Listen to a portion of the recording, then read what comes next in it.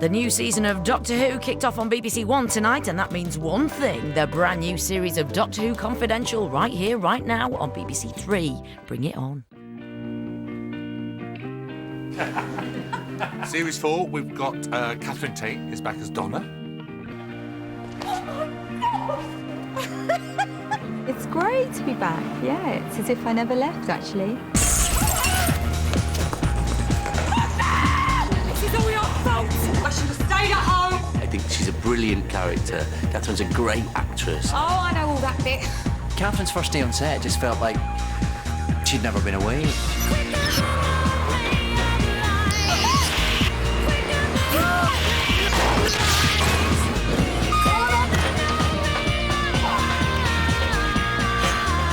Just like old times.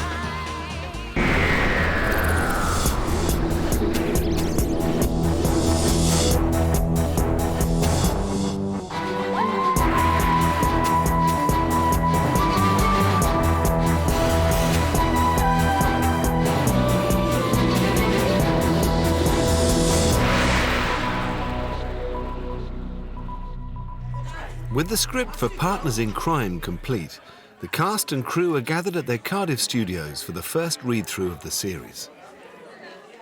The read-through is vital for a production team. It's the only time we get to hear the whole thing before we sit in the edit, because then everything is filmed out of sequence. So it becomes a radio play. You can sit in your office, you can break scripts down, you can read them in bed, you can imagine how they're going to be and how they're going to sound, but until you hear the actors you've cast reading those lines, it's the first time, really, that the whole thing comes to life. Marvellous, yes, hooray. I'll be reading the stage directions, which is always exciting. A lot of them in this. I might have to read a few more than I normally would, because Skip, it's but confidential, asked me to read out certain bits in detail. But you know what they're like? So there we go. I am just a slave to them. And it's brilliant to see everyone back and to welcome back Donna officially into... She's arrived at last. Brilliant. Thank you, everyone else. You have a good time. OK, so, right, scene 1 omitted. Oh, good start. There we go. It was a great scene, Sam. Exterior Noble's house. False cheeky music. Donna steps out, head held high on a mission.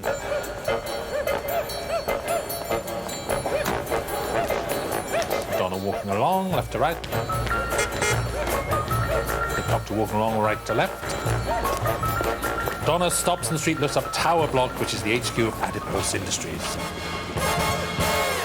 The first half of the episode is basically about the fact that the two of them kind of keep missing each other. Does it need a coat? Yeah. Thanks, then. Oh, what's that? And that Donna's been looking for the doctor.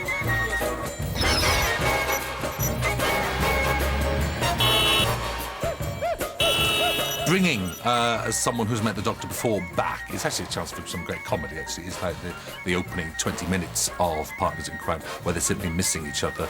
It's just irresistible. I think you really get the sense of Donna's desperation to find him, which is really endearing, I think. And I love that part of the script.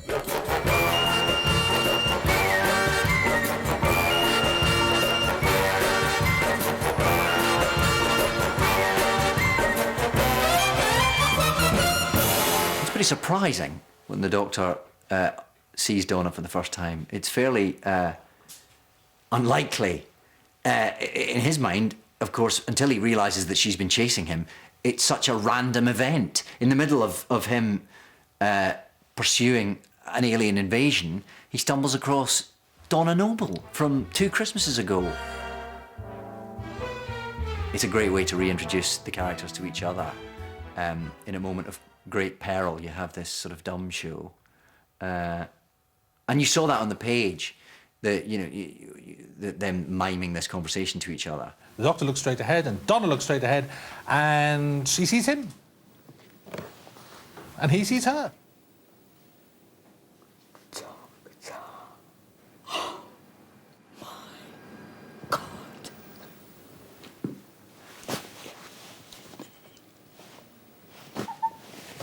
Big long moment with this boggling open mouth, then all shot through the glass in silence, big gestures. The Doctor's like, Donna. She's like, Doctor, what? And she's like, oh my God, but how? It's me. And he's like, well, I can see that. She's like, oh, this is brilliant. there was just this paragraph that Catherine had to somehow translate through the gift of mime. She does a little mime hacking. Here, trouble, internet, and pills, places weird, hid there, back, crept along, heard this like you, and on they. I said to James Strong, the director, the day before, I said, have you got any thoughts about that, you know, at all? And he said, no. He said, and I'll ask Russell. And then the message came back was, oh, see what Catherine comes up with. So I kind of did it a bit on the hoof, actually. Well, as we were filming it, really, and just mucked about a bit with it. And we'll be taking a career in mime a lot further, in performance art.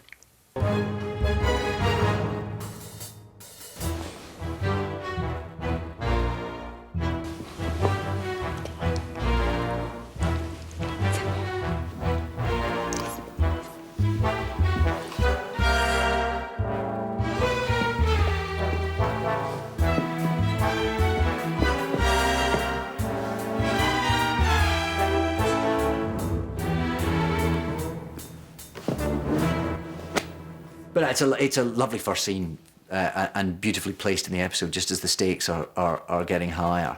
These two characters that you've been watching just miss each other for, you know, the first 20 minutes, suddenly collide into each other at the most inopportune moment. We're interrupting you. And the Doctor sonics the winch and zoom, he disappears up. Donna runs up the stairway. The Doctor arrives back on the roof, runs across to the access door. On the stairwell, the Donna's running up, the Doctor's running down, they meet on a landing. Oh my God! I don't believe it! You've even got the same suit! Don't you ever change? Thanks, Donna, not right now. It was funny, Catherine's first day on set just felt like she'd never been away. It was like, you know, catching up with an old mate. Because it's the second time I've worked with him, I don't have to curtsy every morning, which was the ritual when I was in the Christmas special, which was a little bit, you know, much, but fair enough, really. So now I don't have to, so that's great. You look older. Thanks. And Donna felt like she'd never been away as well. Catherine just kind of nails it from the instant she walks on set. Off we go then. So it felt very natural, funnily enough. It didn't feel like it was the start of anything new. It felt like it was the continuation of something that we'd had going on before. Just like old times. And they run up the stairs together. Because I thought, how'd you find the Doctor? And then I just thought, look for trouble and then he'll turn up. So I looked everywhere. You name it, UFO sightings, crop circles, sea monsters. Those weird things in Cardiff, I investigated them all. She is much more straight talking with him. Because the thing is, Doctor, I believe it all now. All those amazing things out there, I believe them all. Well, except for that replica of the Titanic flying over Buckingham Palace on Christmas Time. I mean, that's got to be a hoax, hasn't it? There's far less overt admiration for him. Come on, go. What? Into that thing? Yes, into that thing. But if we go down in that, they'll just call us back up again. She's forthright. She's caustic. Doctor! Hold on! I am! This is your fault! I should have stayed at home! She's very funny, very witty, very sharp. Some people just can't take it. No. And some people can. Doesn't take any nonsense from anybody, no matter what species they may be. What about poor Stacey? She knows who she is. She's in that sense, she's more of a grown-up than Rose or Martha were. She's a great sort of level pegging for the Doctor to bring him down and to just nail him sometimes and to call on him on his judgments. Doctor, tell me, what do you need? I need a second capsule to boost the override, but I've only got one. I can't save them. Keeps working as Donna calmly reaches into her pocket and she holds up her gold capsule and pendant. The Doctor looks at her, she looks at him, a moment suspended, it's just magic. The great thing she does for the Doctor is give him a hard time, actually, about his morals, about the way he thinks about the universe, about the way he thinks about humanity. What are you going to do then? Blow them up? They're just children. They can't help where they came from. Oh, well, that makes a change from last time. She's the Doctor's equal in a way that Rose and Martha weren't. Still on your own? Yeah, well, no, I had this friend, Martha. She was called Martha Jones. She was brilliant, yeah. She fancied me. Mad Martha, that one. Blind Martha. Charity Martha. I think it's because the character hasn't romanticised the Doctor. She just sees him as this peer, really, this kind of contemporary and equal that does strip away the kind of rose-coloured glasses. And she makes it perfectly clear to the Doctor that there's no danger of her falling in love with him. You just want to mate. I just want a mate. You're not mating with me, sunshine. I want a mate. Just as well. I don't know that nonsense. You're a skinny streak of nothing. Feeling of nothing. There we are then, OK. For all her kind of straight-talking and bossiness and you don't impress me and listen, really, you're not, I don't want to mate, you know what I mean? There was that whole kind of thing there. She's actually the one, well, she's actually much more affected by things and I think she gives a very human response to the things that go on around her. She's had to fight a lot through her life, and I think she's a very intelligent woman because of that. Donna's had her formative years. She's after making sure that her the rest of her life lives up to the potential that perhaps the first part of her life didn't. Oh, it's right. It's always like this with you, isn't it? Oh yes, and off we go. Oi! Come on!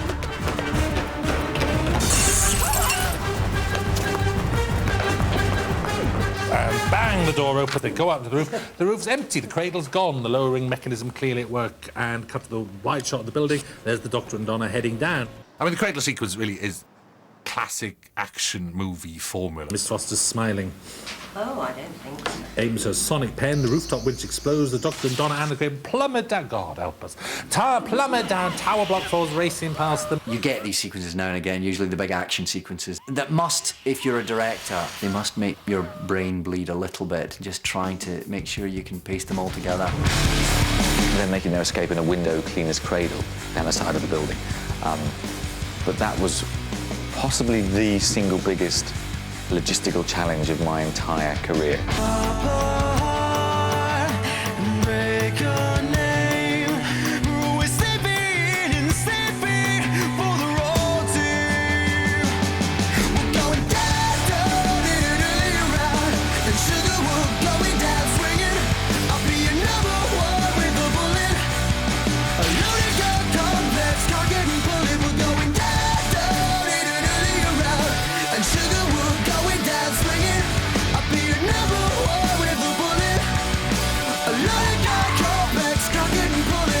So it was a combination of the real location doubling up somewhere else. So we had two locations, which we were saying was the one location, plus the green screen element, plus the actual set that we built as well for certain ones. So you kind of like 4 or 5 different elements of one scene with 4 different people doing it. So you've got Catherine and David, you've got 2 stunt performers in 4 or 5 different locations, and green screen shots and stunt shots and explosions and windows and stuff. So that was absolutely imperative that we planned and planned. Do you know, I could sit here and take into account the logistical nightmare that it took the director and the production manager and the producer and the stunt coordinator. I don't care. They just go out there and make it brilliant. Can I say that? Can we give Bob a schedule? Day 1 on the roof is Tuesday the 9th of October. Night shooting. So that's 1800 to 5 in the morning. Vertical cradle, this is the Doctor within the cradle in that position. This is the bit where you're going down and it stops. Yeah. When it stops, which way would we go? If you go that way, David goes that way. Action!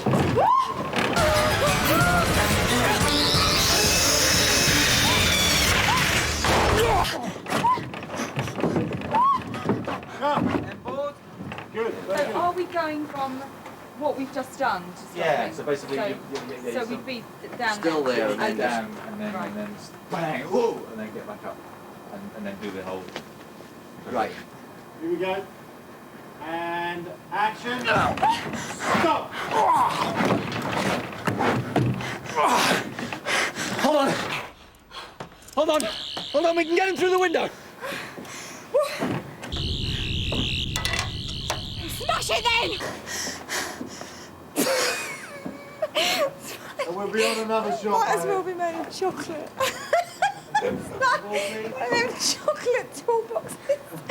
I mean, there are moments where it's very difficult to visualise quite what it is they're needing to... But you have to trust that James knows what he needs to glue the sequence together. Have a smash. Oh, yeah. Oh, yes. And then stop smashing. The metal cable starts to burn like an oxyacetylene torch. The cable's fraying. Both in the cradle look up. Cut in the cable!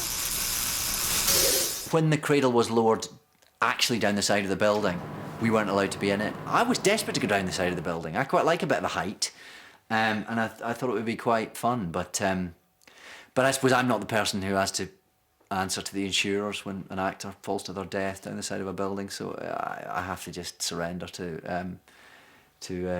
those whose job would be on the line when it comes to things like that. With the actual descend in the cradle, Dave and Catherine did the up here stuff on the roof. David would probably do it anyway, but for health and safety and insurance, he's not allowed to.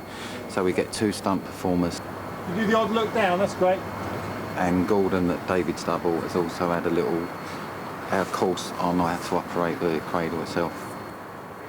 So yeah, the stunt people on the side of the building, which will tie in us on the roof of the building. There's a lot of green screen which will tie in. It wasn't physically possible for us to drop the cradle off the side of a real building. So when we broke it down into the shots you actually needed to tell a story, we felt we could achieve them with more control and actually make them more exciting by doing them as effect shots.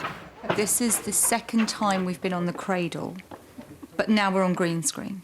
So we're inside and we're in the studio. Now we're on it, and it is sort of, yeah, it's doing a bit of backwards and forwards, and David's making it go even more. I'm not standing here. The whole element of David having to catch the sonic pen was probably one of the trickiest things, because he was on a green screen. He had to lean out and catch what is a very small prop in his hand. Here we go. Win. Action!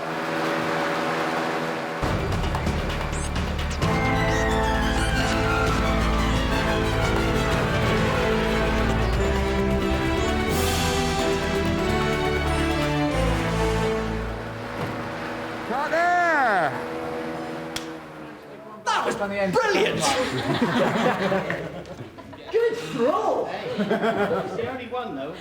Yeah, that's it. I hope we got that, because that's never going to happen again. Amazing as that was, in many ways, we'll just have one more go. Just put it on. Just sticking it. The catching was just slightly out of frame. You're kidding me. Just slightly.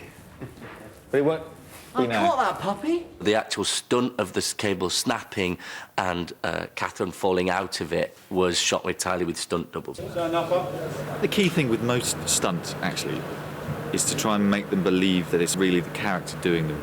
OK, in 3, 2, 1, action. OK, good. Well done. I think the first take we did, the stunt, Jo, who's brilliant stunt performer, she kind of dived out of the bucket, which looked amazingly dramatic, but it perhaps doesn't really reflect what the reality would be if it was you and I in the bucket. So in the second one, we actually slowed it down, and so she kind of more sort of fell out, and it looked more awkward, but it looked more real. OK, guys, in 3, 2, 1, action. The Doctor reaches out for but missing Donna, tumbling over the edge, screaming, and the Doctor slams into what was the wall and now is the floor of the cradle, whipping his head over to see... Donna! And she's hanging on to a cable. If you're an aspiring writer, take something like that window cleaner's cradle sequence from beginning to end and try and write it out on paper, describing exactly what happens clearly with no misunderstanding. What's left, what's right, when the winch controls break or when the actual stop button's working, what blows up which side where, at which point Miss Foster crosses over. It's a hugely, hugely technical exercise that the Doctor Who has taught all of us how to do and how to write, but it's a real I'm going to do that one day. I'm going to do a writer's class and sit people down and say, actually describe that sequence to me so that it cannot be done in any different way. It's really tricky. It has been pulled off beautifully. And on a hillside, we see Donna trudging up a lonely hillside, and there's her dad, Jeff, sitting on a little camping chair with a telescope. Nice amateur astronomer, all nice and quiet. In bringing Donna back, we bring back her family as well. We found ourselves in a very sad situation where the lovely actor Howard Outfield, who played Donna's father, was very ill, and we did bring him back for some filming, and but his illness, the extent of his illness, became obvious to us and to him, actually, and sadly died soon afterwards. So, which is very sad, and a lovely man, and a lovely actor as well. Aye, aye. Here comes trouble. Mission towards ship, sir. What's she nagging you? Big time. Bought you a thermos and a Mars bar.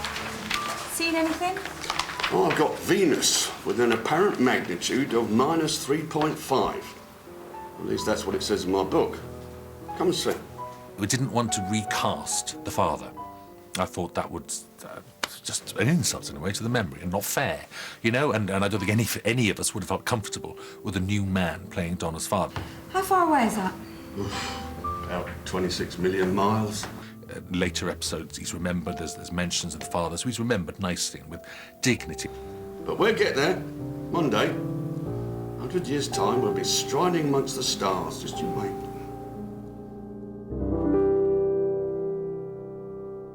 So we then decided we were going to write in Donna's granddad. We've got a new family dynamic moving on, and it's a great family. The great thing about New Doctor Who has been the way that I think the companions to the Doctor have had home lives and a world of their own, really, that we can keep going back to and keep reminding the audience of. And I think this is, another turn of the wheel.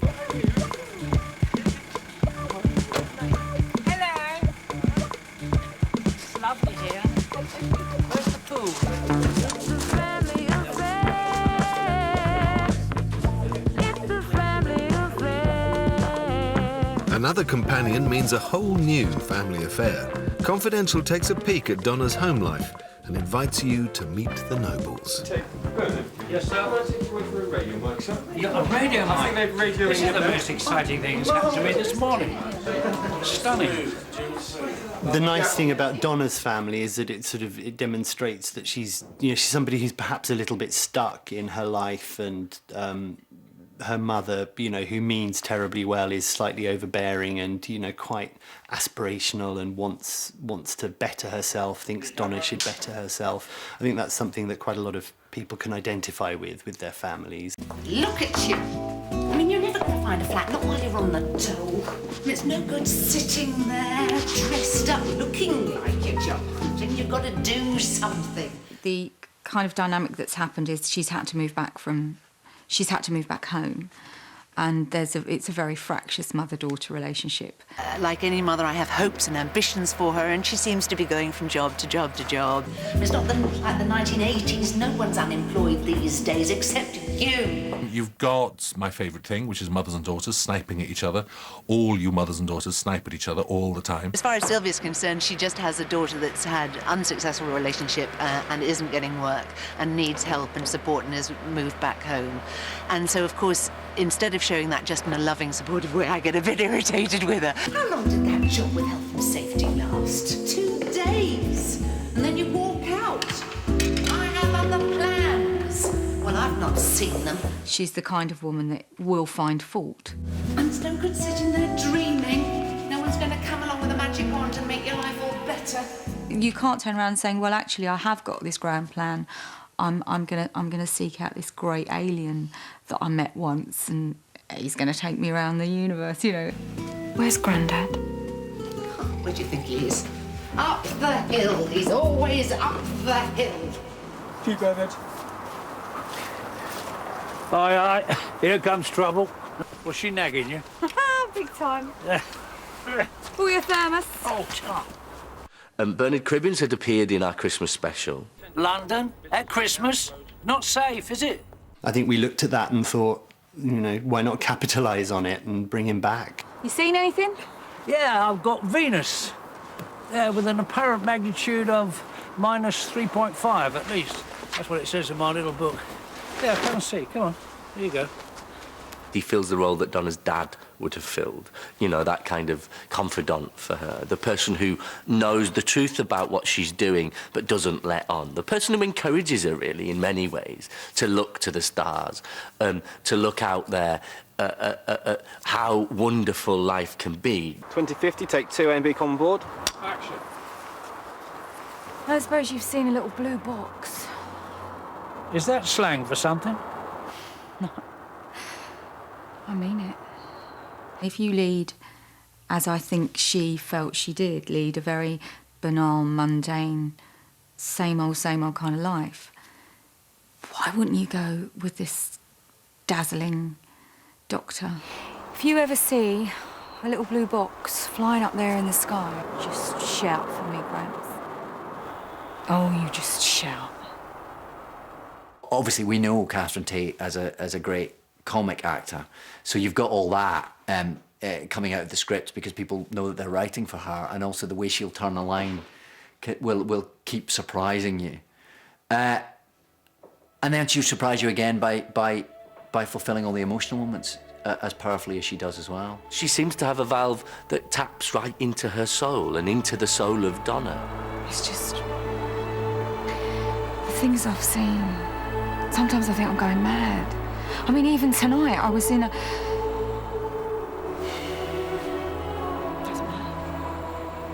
Well, you're not yourself, I'll give you that. You seem to be drifting, sweetheart. I'm not drifting. I'm waiting. What for? The right man. It's the same old story, a man. No, I don't mean like that. But he's real. I've seen him. I've met him just once. And then I let him fly away. Well, there you are, go and find him. I've tried. He's nowhere. Hey, not like you to give up. Where's she gone? Where's that girl, eh? You're right. Because he's still out there. Somewhere. And I'll find him. Even if I have to wait 100 years. I'll find him.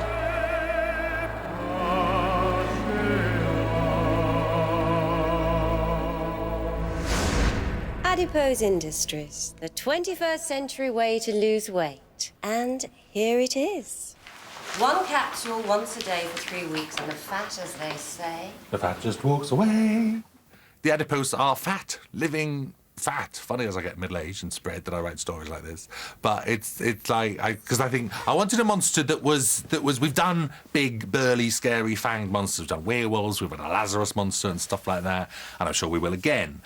But I sort of thought, you look at what CGI is doing these days and the sort of stuff, and we'd never done, like, big crowd replication monsters, like bugs or things like that.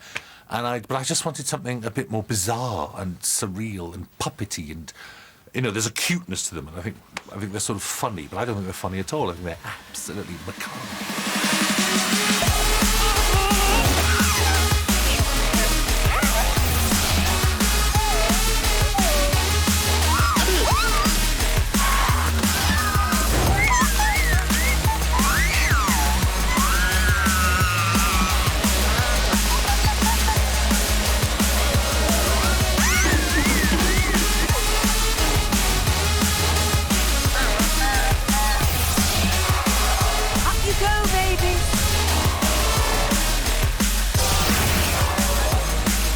Waving at fat.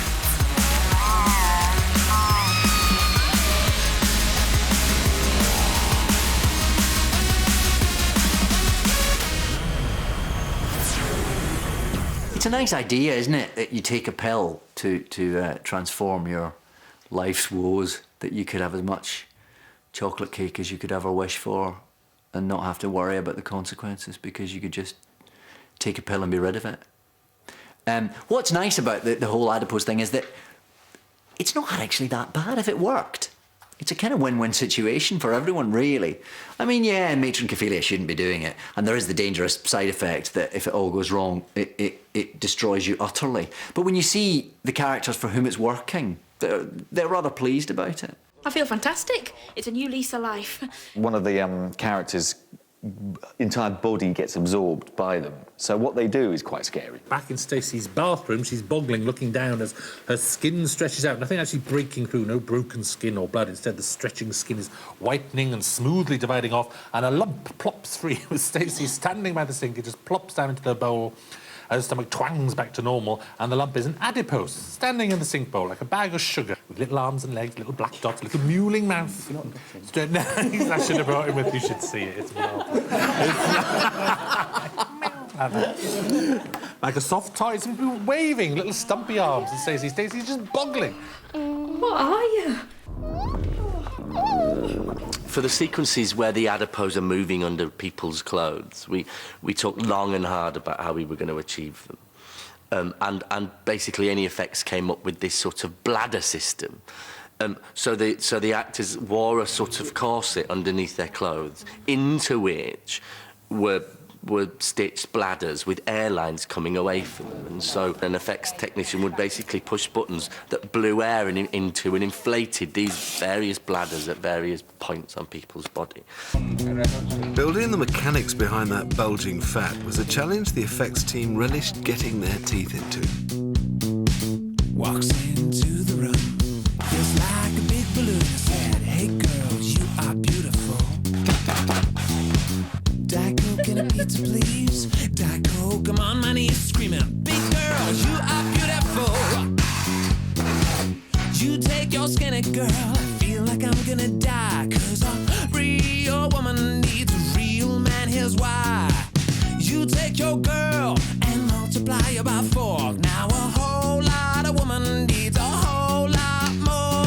Get yourself to the butterfly lounge, find yourself a big lady. Big boy, come on around and they'll be going to you, baby. What are you? Since I was in my braces, water in a hole with the girls around and curves in all the right places. Big girls, you are beautiful.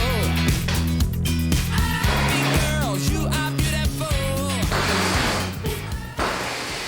Stacey? You all right? What is it? What's wrong? Rattles the door, it's locked inside. Stacey's struggling with the bumps.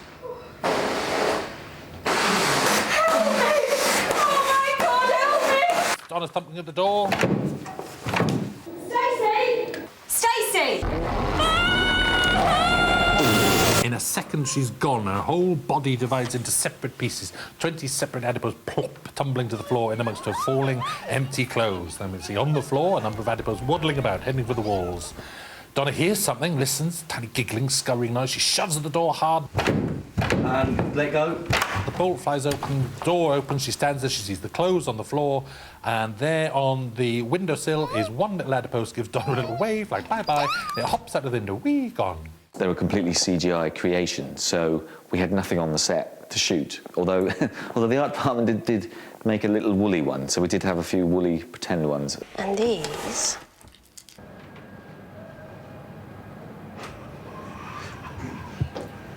Oh, my children. She's making little adiposian babies out of human fat. And they're lovely. It's quite sweet, isn't it? Very sweet. Well, he's got little bum cheeks on his back. He has? Quite a large one. And that's supposed to be a fang. Miss Foster was, I mean, it's not without reason that Donna calls her Super Nanny. That's literally where the costume came from, and the glasses and the pose and everything, because everyone latched onto that and said she's Super Nanny come space villain. And just perfect casting. I mean, you offer to Sarah Lancashire and you just hope she'll say yes. And we got her, and she came down, which I think is wonderful for a first episode. According to my older boys, it's the coolest thing ever, and probably the coolest thing that I've ever done. At last. I think what Sarah does brilliantly is she doesn't just look a bit like Super Nanny, but she does what the perfect nanny does, which is to be absolutely calm and poised and unflappable. Sit there. I'm phoning my editor. I said sit. You know, that supreme, chilling calm that they project that really unnerves you. And she does that. She takes that nanny and just ups it into villain level. What sort of a country do you think this is? Oh, it's a beautifully fat country. And believe me, I've travelled a long way to find obesity on this scale. She's been employed by the Adiposian family to breed a new generation of little Adiposians. Outside Adipose Industries, Miss Foster strides out, stands there triumphant like Eva Peron. Children! Oh, my children, behold. I am taking you home. And we revealed the streets are now full of hundreds of adipose, all going, yay! Far across the galaxy, your new mummies and daddies are waiting, and you will fly. Gestures upwards, wham! Strong, wide, bluish beams of light shaft down from the spaceship. Up you go, babies. Up you go. See a bunch of adipose lifting up in the beam of light, and then hundreds of adipose all lifting up from the streets. That's it. Fly away home. And on the rooftop, the Doctor and Donna burst out and stop, and awestruck, seeing the sky full of adipose, the air glowing with beam light as hundreds of the little dot-sized creatures rise up. What are you going to do then? Blow 'em up? Well, it's children, they can't know where they came from. Over here we have the Doctor and Donna looking out at all the adipose as they lift up into the air with these huge sort of big blue beams. I'm waving at facts. This is a diet plan. It's all work. There she is! Up there. OK, walk away, clean plate, please. And we can walk away, still running. Thank you, guys. We're going to have a clean plate here. Oh, I see what you mean.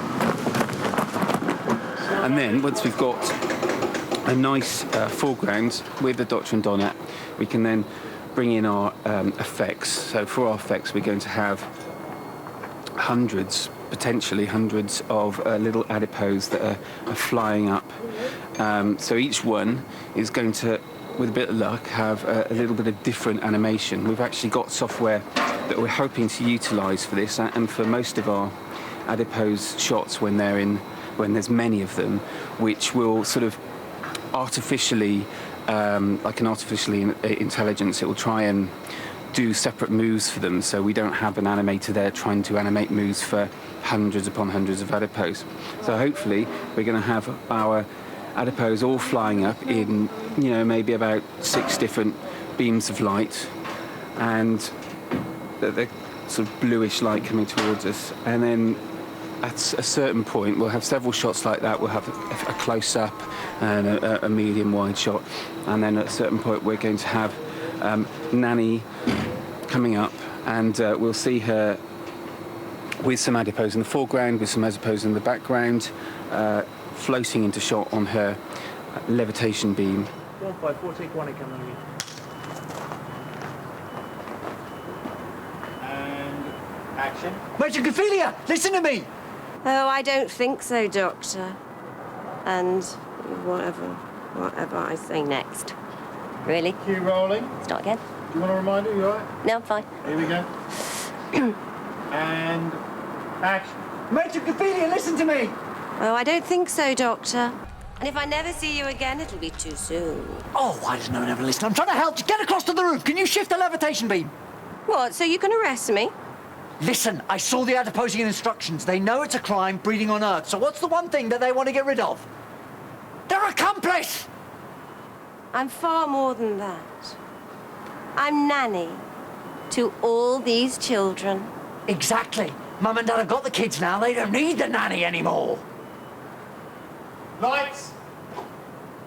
Drop.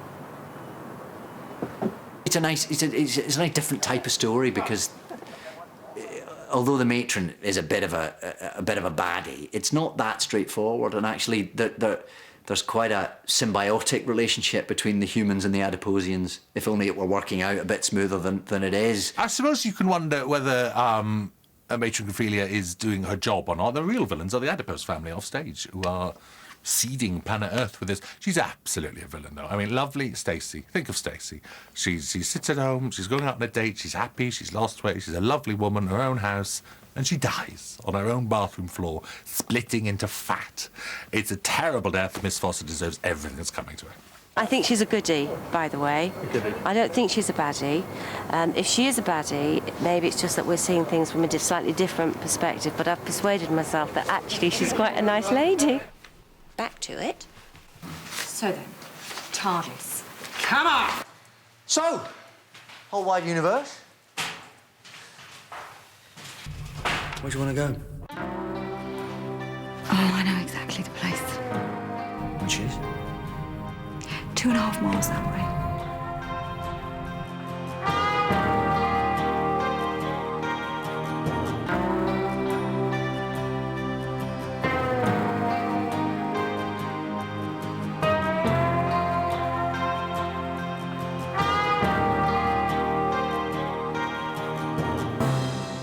Another constellation dies.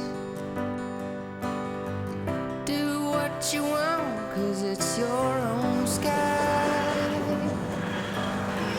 Donna! Donna! Stops ringing. Donna, it's the flying blue box!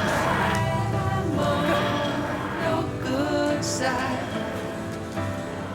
Where it's smoldering and freezing. What? It's never all that easy to decide. This is a land of 1,000 words, but it seems so few. David, can you put that arm down? To say,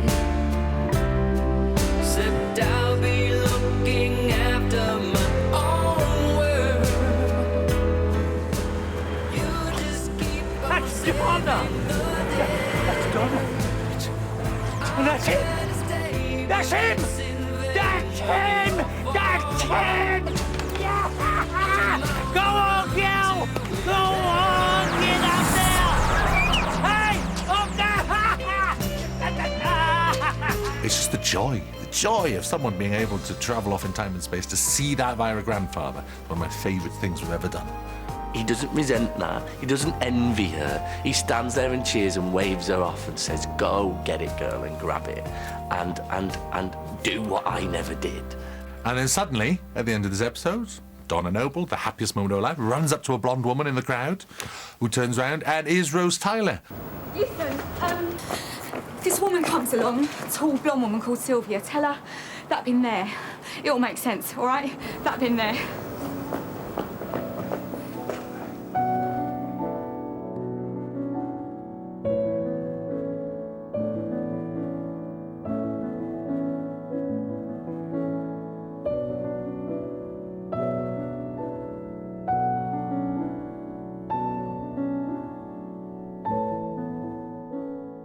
What's going on there? How could she be standing on that street? Why does she fade away? Like I'm going to tell you now. You just got to keep watching. Join Doctor Who Confidential next time as we take a volcanic voyage and witness a blast from the past. We are here in Rome. We're at the Cinecittà Studios. We are here because the studio is doubling as Pompeii. We've got centurions, and we've got slaves, and we've got rich people, and we've got poor people, and we've got market traders, smoke, chickens, chaos. Plus, we take an exclusive tour with David Tennant and go up Pompeii and Mount Vesuvius. Well, it is rather alarmingly smoky. It is. Do we have to worry about that? Well, yes and not, because I told you, any time there could be a new eruption.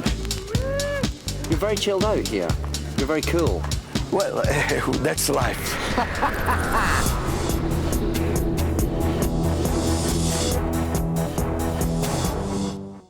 Doctor Who and the Daleks, a classic old episode from back in the day, is on BBC 4 at 8:30 tonight, in case you fancy having it. But next up here on 3, it's Top Gear, then it's 2 Pints Outtakes, followed at 9:20 by the film Sin City.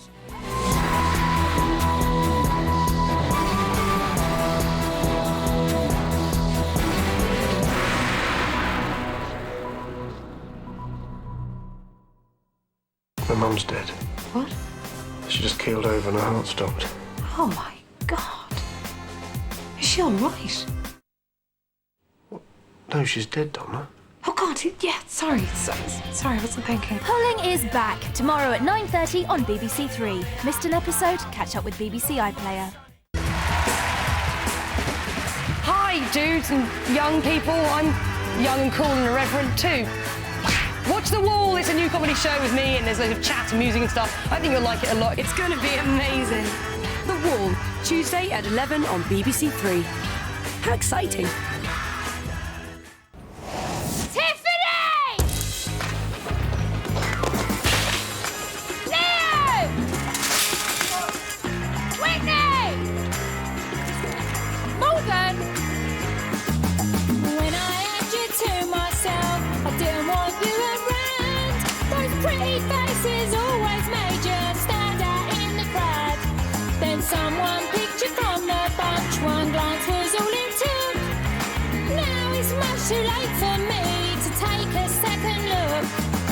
Oh, darling, I was blind to let you go. But now since I see you in her arms, I want you back, yes I do. Introducing the Jackson 5. EastEnders on BBC One. Hi, I'm Andy with a look at the week's science and technology stories on 3. Paedophiles could be banned from sites like Facebook and Bebo. Registered sex offenders will have to give their email addresses to police. Websites could then block them. This may look like a normal small plane, but it's actually powered by hydrogen. The makers Boeing say it's a first. Its only exhaust emissions are water and heat. A robot space truck has docked with the International Space Station. It's the first fully automatic spacecraft on board. The vessel's carrying food, water and fuel. It's 15 years this week since the term spam was coined. Billions of useless messages are sent every day. Experts reckon it accounts for 90% of all emails. And soon you'll be able to see every spot on the TV if you have Freeview. Up to 4 free HD channels will be out next year, but you will need a new set-top box. More technology stories on News 24 tomorrow. Top Gear is next.